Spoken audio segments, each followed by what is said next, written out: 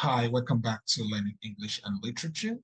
In this video, I will analyze the iGCSE poem, Rhyme of the Dead Self by A.R.D. Fairbairn.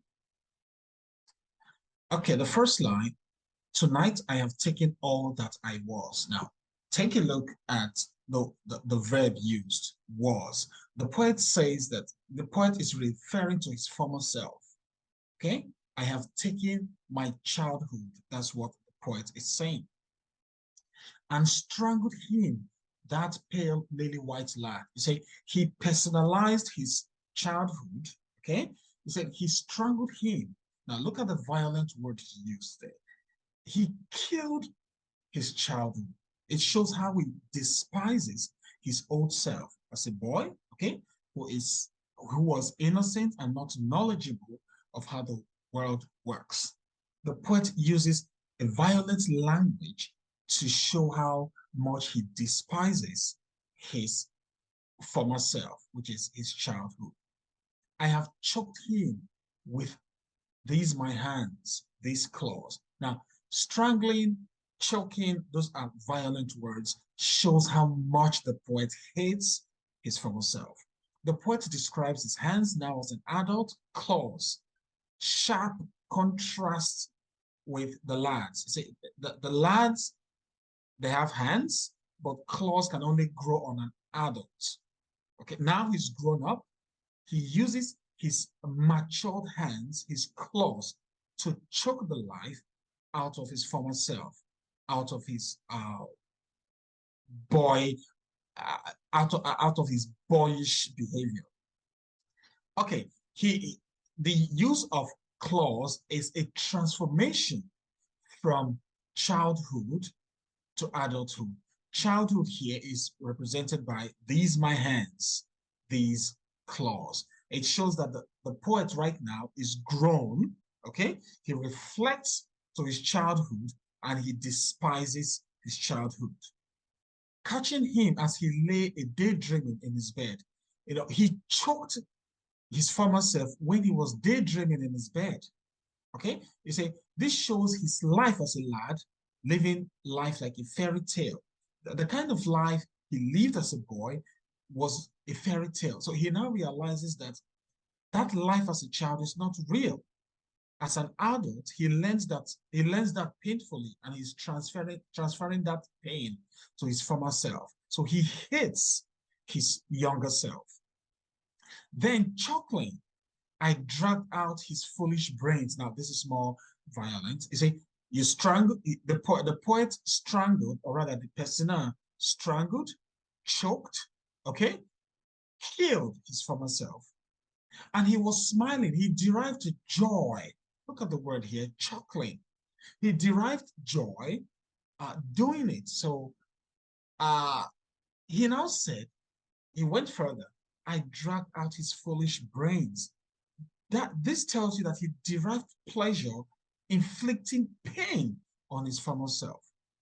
He describes his smiles while doing the violent act, hurting and smiling at the same time. Those brains were full of pretty love tales, hey ho, the holly. The brains were filled with fairy tales, things that are not real. He pulls out his childhood ways of thinking as he sees things differently now. As a boy, he thought about fairy tale things like Beauty and the Beast, Alice in Wonderland, but now he realizes that those stories are not real. Perhaps as a boy, he dreamt of getting married to the queen's daughter. What a fairy tale. He emptied those brains, hollows bollers, to the drains.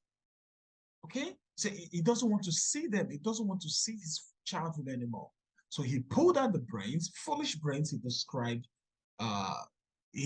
it, and dumped them to the drains.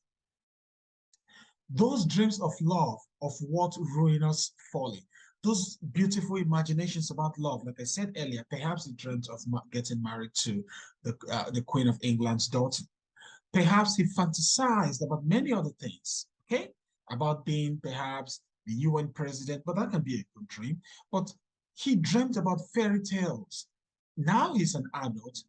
he realized how foolish he was when he was growing up. He is dead, pale youth, and shall not rise. You see, the brains that he pulled out, of course, will kill the boy. And he says, that boy is dead and he shall not rise. Shall not rise on the third day or any other day. Now, this is a biblical allusion. Rising on the third day refers to Jesus Christ, okay, the Easter Sunday. He's saying that, look, this time dry bones shall not even rise again.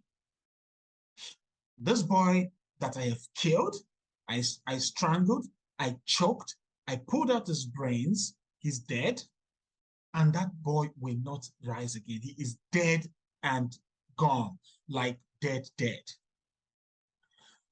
Sloughed like a snake skin, there he lies. His former self, the boy, is dead and rotting like a carcass, like a snake skin that is shed. If you look at the picture here, you can see the snake skin shed.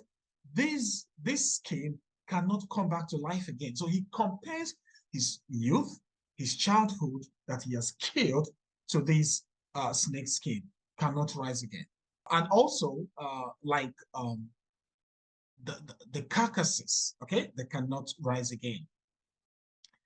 He shall not trouble me again, for I, the boy, my childhood that I have killed, will not bother me again in this life, because I have sent him to his final resting place.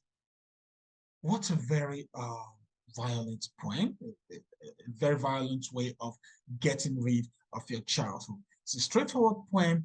It's a poem that shows how the person resents his former self. You see, we all have regrets in life, but you learn from your regrets, okay? You don't approach it this way. But this person was just trying to tell us how he actually hates his former self and puts his former self in his final resting place. Thank you very much.